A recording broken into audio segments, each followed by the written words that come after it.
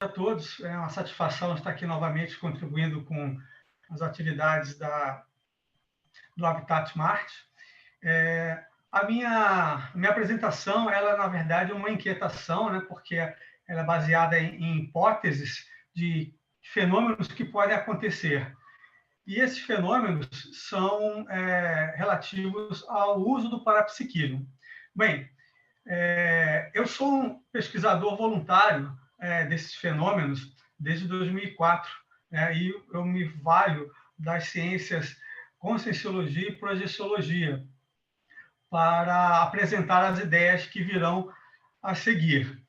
Então, a minha pergunta, né, que me preocupou e me fez aprofundar essa pesquisa é como lidar com fenômenos parapsíquicos em ambiente extraterrestre.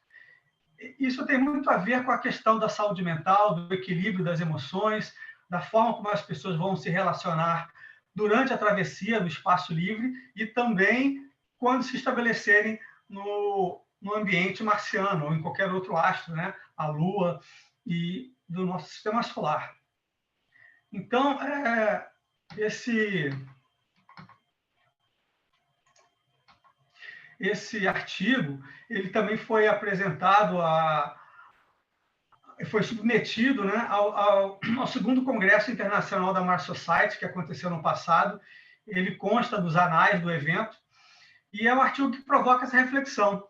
Como vamos preparar os astronautas para lidarem com a possível vivência de fenômenos parapsíquicos que poderão ocorrer de forma espontânea ou provocada pela vontade, uma vez que se tenha domínio e conhecimento de como eles acontecem e de como podemos, então, tirar proveito deles, tanto para questões relacionadas ao controle das emoções, às atividades de sobrevivência, de relacionamento e de comunicação, de um modo geral, né? Então, esse artigo ele vai atacar, né, esses processos.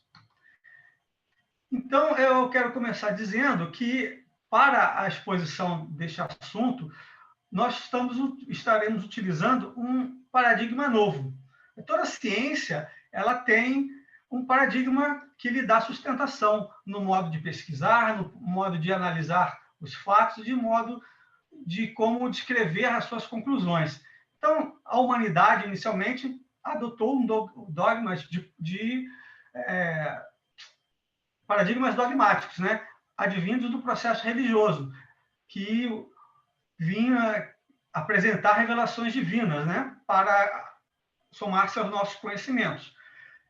Esse paradigma ele foi substituído, mas não está de todo eliminado, pelo paradigma mecanicista, materialista, né, já científico, onde surge, né, a refutação constante e permanente dessa realidade das afirmações. A ciência ela progride a partir dessa dialética ad infinitum. Mais recentemente, nós temos o paradigma quântico, que já amplia o mecanicista, que era voltado para a natureza, para a dimensão física, e passa agora a admitir a existência de múltiplas dimensões. Então, é uma ampliação das nossas realidades possíveis de serem experimentadas. E, por fim, então, o paradigma que eu quero lhes apresentar é o consciencial, que é o paradigma científico da conscienciologia e da projeciologia, neociências que foram propostas no Brasil pelo professor pesquisador parapsíquico e médico Valdo Vieira, em 1986, a projeciologia, e em 1994, a conscienciologia, quando ele lança os respectivos tratados científicos a respeito dessas ciências. E, como ciência, né, nós valorizamos a reflexão. E na conscienciologia, muito mais a autoexperimentação, a autocrítica, a autopesquisa. E aí temos essa frase, né, que nós chamamos de princípio da descrença. Não acredite em nada, nem mesmo do que lhe informarem aqui. Experimente, tenha suas experiências pessoais. Então, embora o objeto de pesquisa da conscienciologia tenha uma dimensão subjetiva bastante grande, ela também se vale do empirismo, fundamentalmente, para que a consciência, né, somos nós, esse princípio inteligente, né, que também é reconhecido como espírito, id, ego, possa se desenvolver. Então, a conscienciologia é uma ciência voltada para o estudo da evolução humana. E essa evolução do ser humano passa pelo desenvolvimento das habilidades parapsíquicas. E nós vamos ver por que isso se dá. Para a conscienciologia e para a projeciologia, nós, consciências, princípios inteligentes, somos de natureza extrafísica, numa experiência existencial intrafísica. Para que isso aconteça, nós precisamos de um corpo físico, material, né, de energia mais densa, que é o nosso corpo biológico, que nós chamamos de soma, certo? Mas, além do corpo biológico, nós temos corpos extrafísicos de manifestação, que também são corpos energéticos. Nós temos, portanto, um corpo de energia, né, que é o responsável pela conexão do corpo extrafísico, que na figura aqui tem uma forma humanoide, ao corpo biológico, físico, na hora da fecundação. Então, é esse corpo energético que vai manter o corpo humano vitalizado, né, com energia, além da alimentação, além da respiração. Esse corpo energético também é responsável pela vitalidade do corpo humano, do corpo biológico. Então, esse corpo energético nós chamamos de energossoma, esse apêndice que aparece com um cordão, né, também que lhe dá o nome também de cordão de prata. O corpo das emoções, que é esse que tem a forma humana, né, nós chamamos de psicossoma, que é o corpo que, quando acontece a morte, né, ou seja, a eliminação do corpo biológico, que acontece quando esse corpo energético se desprende, né, se rompe, a degeneração do corpo físico, porém, esse corpo energético, o psicossoma, ele se mantém estruturado na dimensão extrafísica. E esse corpo, né, extrafísico, psicossoma, é que, no senso comum, as pessoas chamam o fantasma. Eu vi os meus parentes já falecidos, enfim, porque é uma estrutura energética que pode ser densificada a ponto do olho humano, né, entrar na frequência de percepção do olho humano, então ele se torna perceptível, né, na dimensão física, ou apenas com a expansão do parapsiquismo você torna-se capaz a observação desse corpo extrafísico. Mas é esse corpo extrafísico que vai permitir as múltiplas vidas, as múltiplas existências. Então, nós entendemos que o ser humano ele passa por milhares de vidas na dimensão física, dentro de um processo maior de evolução. Então, é esse corpo extrafísico das emoções que vai garantir essa alternância entre experiências na dimensão física e entre experiências na dimensão extrafísica desse princípio inteligente que somos nós, a consciência. Porém, a este corpo das emoções também associado por conexões energéticas, um corpo energeticamente mais sutil ainda, que é o corpo mental, que é o corpo das ideias, o corpo da razão, que nós chamamos de mental soma, que é nesse corpo mental que se insere, que está efetivamente alojado a consciência. Ou seja, a consciência ela se vale desses diversos corpos extrafísicos e do corpo intrafísico para atuar, seja nas dimensões extrafísicas, seja na dimensão física, certo? E a consciência não é nenhum desses corpos, ela apenas se vale desses corpos energéticos de diferentes frequências e naturezas para se manifestar. Agora, nesse momento que nós estamos aqui na dimensão física, esses corpos extrafísicos estão em harmonia, estão energeticamente em sincronismo, né, para que eles possam se manter coesos e fixados no corpo físico biológico que nós temos. O parapsiquismo, os fenômenos parapsíquicos, eles advêm dos recursos sensoriais desses corpos extrafísicos. Então, quando alguém diz que viu, né, um fantasma, viu um parente já falecido, ele, por alguma razão natural ou forçada, seja pela saudade, seja pelo apego, seja por diversos fatores emocionais ou energéticos, há uma expansão do parapsiquismo dessa pessoa. Então, ela passa a aproveitar os recursos visuais do corpo extrafísico, do psicossoma, que nós chamamos de paracorpo, que possui para-órgãos. Esse prefixo para, na projeciologia, significa o duplo, né? O extrafísico do que nós temos no intrafísico. Então, nós temos um para-braço, um para-corpo, um para-cérebro, né? Um para-olho, enfim. Então, a clarividência, né? Que é a visão extrafísica, a visão parapsíquica, ela se dá pelo afloramento, né? Dessa capacidade visual do corpo extrafísico, que o cérebro consegue, recebe a informação e consegue trabalhar esse dado. E, então, forma-se a visão no cérebro de uma percepção visual extrafísica, porque todo esse complexo de órgãos, né, estão conectados. Então, se o olho extrafísico ele percebe um sinal visual, ele capta um sinal visual, é possível que esse sinal visual seja traduzido no cérebro. Então, para que isso melhor aconteça, deveremos desenvolver sinapses para melhor distinguir o que é uma percepção física visual do olho humano e o que é uma percepção extrafísica visual do olho extrafísico. Isso é um aprendizado.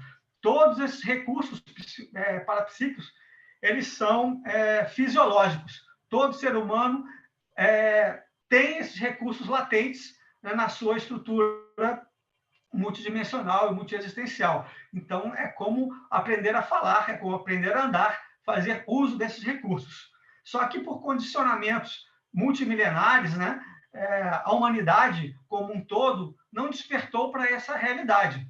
Hoje em dia fica mais fácil falarmos sobre esses assuntos porque não corremos os riscos de serem queimados, de sermos julgados bruxos ou outras etiquetas, né, sociais e até criminais, como ocorreu na Inquisição, que nos colocava em risco de vida. Então, nos livrarmos desses condicionamentos, desses preconceitos, é um dos recursos que temos para, então, desenvolver essas habilidades, certo?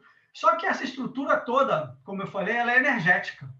Ela está adaptada a uma manifestação consciencial desses corpos ao ambiente terrestre.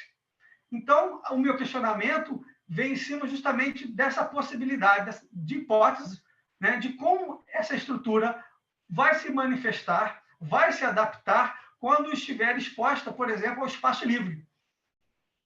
Longe dessas energias relacionadas ao planeta Terra. E até quando chegarmos em Marte, que é uma outra realidade energética diferente. E realidade energética, eu me refiro às energias naturais, as energias da Terra, a geoenergia, a energia das plantas, a fitoenergia, a energia do ar, a energia das pessoas mesmo, né? De nós mesmos que estamos interagindo constantemente uns com os outros, trocando energias constantemente. Como é que essa estrutura, que está adaptada a toda essa dinâmica energética terrestre, vai se portar no espaço livre e em outro planeta, no caso Marte?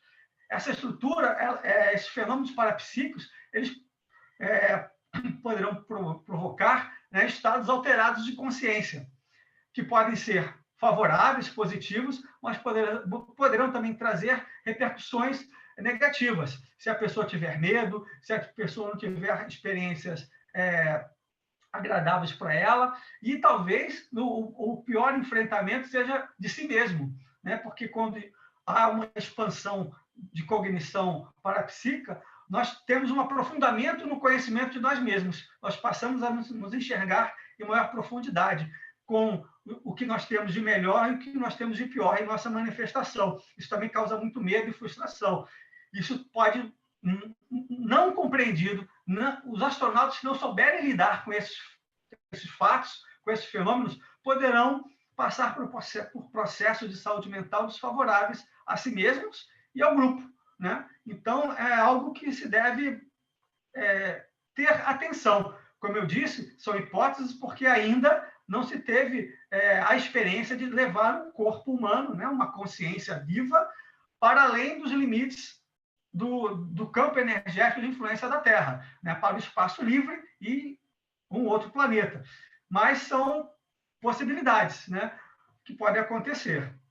Então, a Conscienciologia, ela estuda esse desenvolvimento humano, né, numa perspectiva que nós estamos no processo ascendente, cada ser humano na sua velocidade, no seu ritmo, e o parapsiquismo, a projeciologia, ela traz instrumentos de autoconhecimento, né?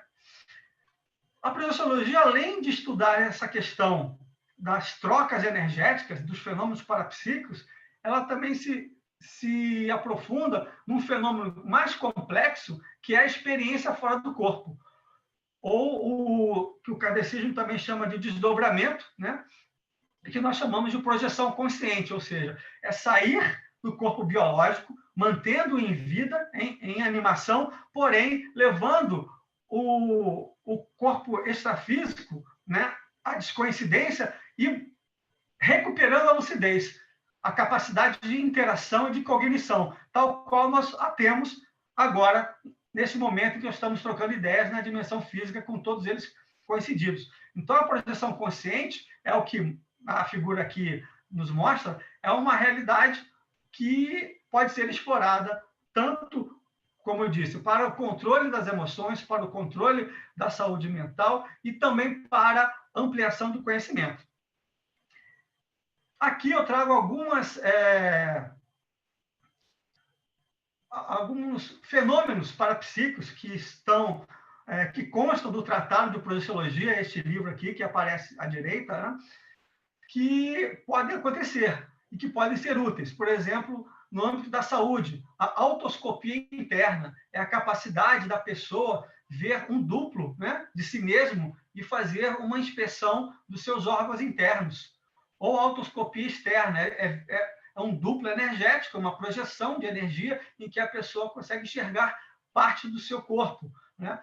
Isso pode acontecer pela esterilização de energia simplesmente, ou pode acontecer na condição projetiva, que é a autoscopia projetiva. Você sai do corpo e você amplia a sua capacidade parapsíquica e vai utilizar os corpos extrafísicos, né, o olho extrafísico, para, então, inspecionar o seu corpo biológico, os seus órgãos. E também a heteroscopia projetiva. Você também pode usar esse recurso para fazer uma avaliação clínica de outra pessoa.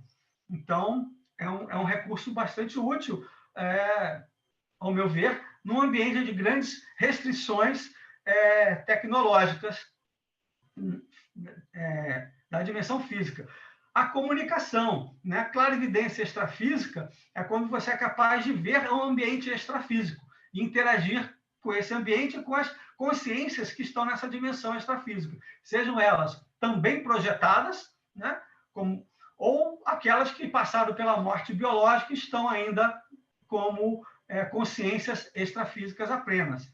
A clarividência viajoura, que é também uma esterilização de energias que vão captar imagens, sinais visuais na dimensão física. Ou seja, eu aqui poderia estar observando o que está acontecendo na casa do meu vizinho ou num ambiente de Marte, numa exoprojeção, né? Então, são possibilidades que também poderiam ser úteis no caso da exploração geológica de Marte, buscar de água, busca de algum mineral, enfim, busca de vida, né? São recursos que poderiam ser explorados. A clareaudiência é quando você ouve, né? É capaz de ouvir a produção auditiva e sonora, né? De multidimensional.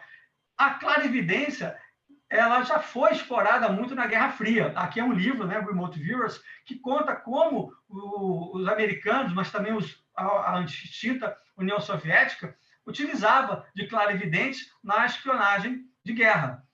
Nós, na Conscienciologia, não coadunamos com o uso não ético desses recursos parapsíquicos, né? A espionagem é uma delas. mas sim valorizamos todos esses atributos para usos que promovam um maior conforto e autopesquisa, né, da consciência ou das consciências envolvidas.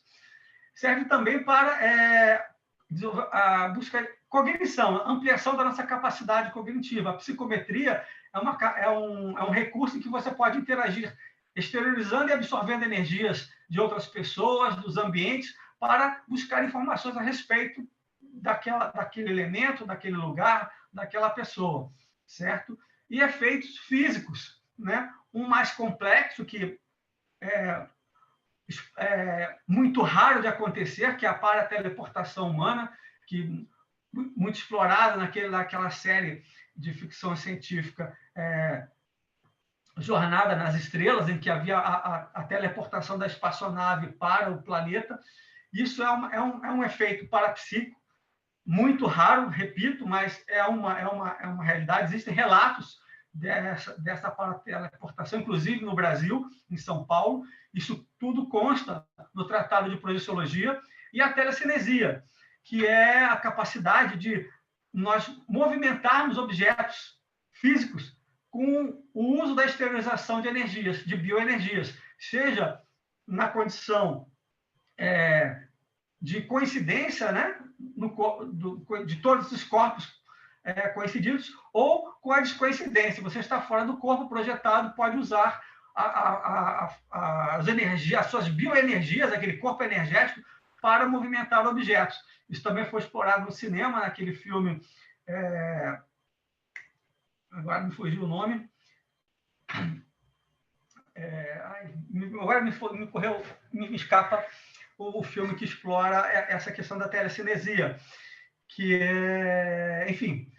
Mas a telecinesia, então, é essa possibilidade de você movimentar objetos.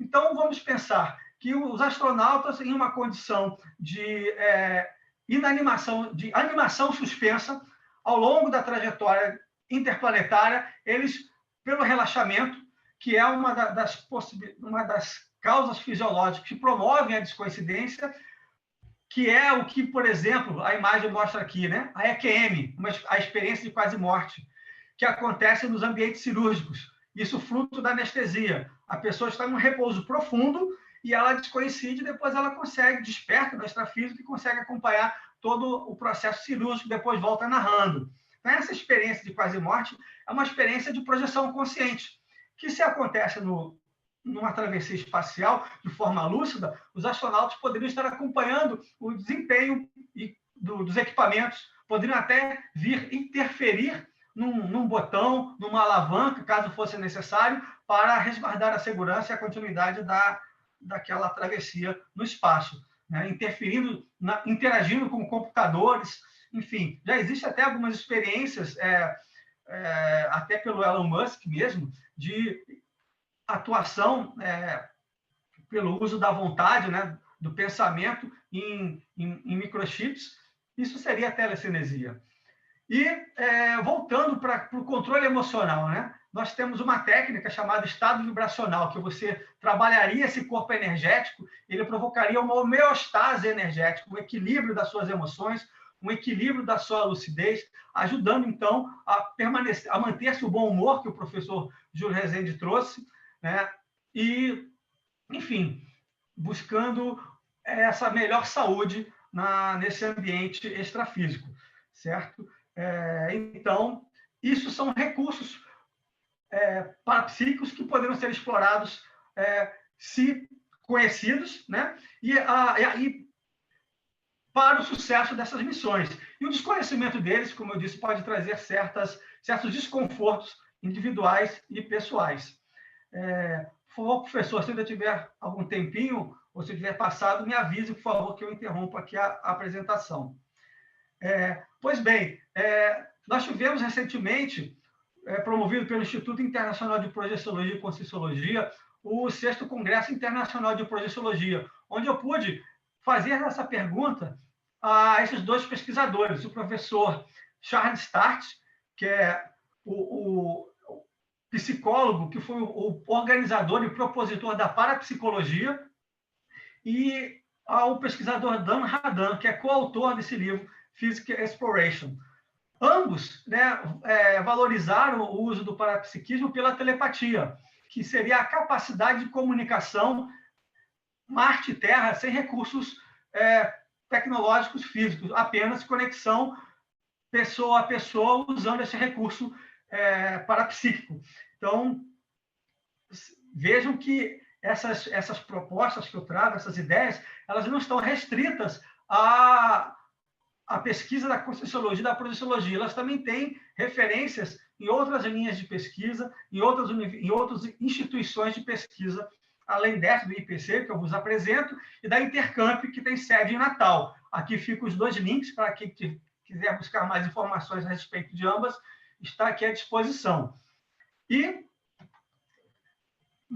trazendo aqui um exemplo de preocupação, experimento parapsíquico no ambiente espacial, né? Nós temos a experiência do Edgar Mitchell, que foi um dos tripulantes da Apollo 14, em que ele, durante a travessia e o tempo que ficava em órbita, ele fazia exercícios diários durante 15 minutos na tentativa de identificar e reconhecer cartas, né, que ficavam numa base instalada na Terra, né, ou seja, a 300 mil quilômetros de distância.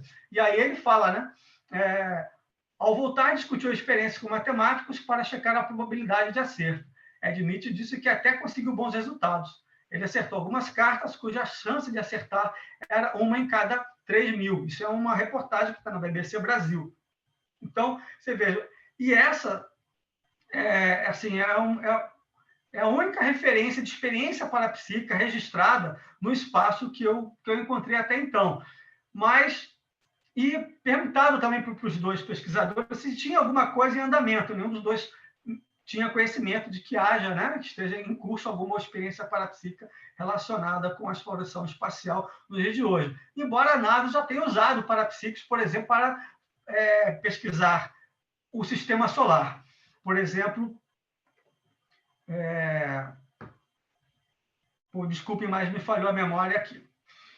Vamos adiante. Aqui, então, no Brasil, temos a Universidade Federal de Minas Gerais, que tem pesquisas, e, representando a Conscienciologia, o Centro de Altos Estudos da Conscienciologia, que fica em Foz do Iguaçu, né, no Paraná. Essas casinhas dispostas em forma circular são laboratórios de pesquisa. E no mundo também existem outras instituições que estudam o parapsiquismo e as suas aplicações para a evolução humana e para melhor compreendê-las. Certo? Aqui são as referências bibliográficas sobre o assunto. E aqui meu agradecimento pela oportunidade de poder trazer essas ideias para o grupo.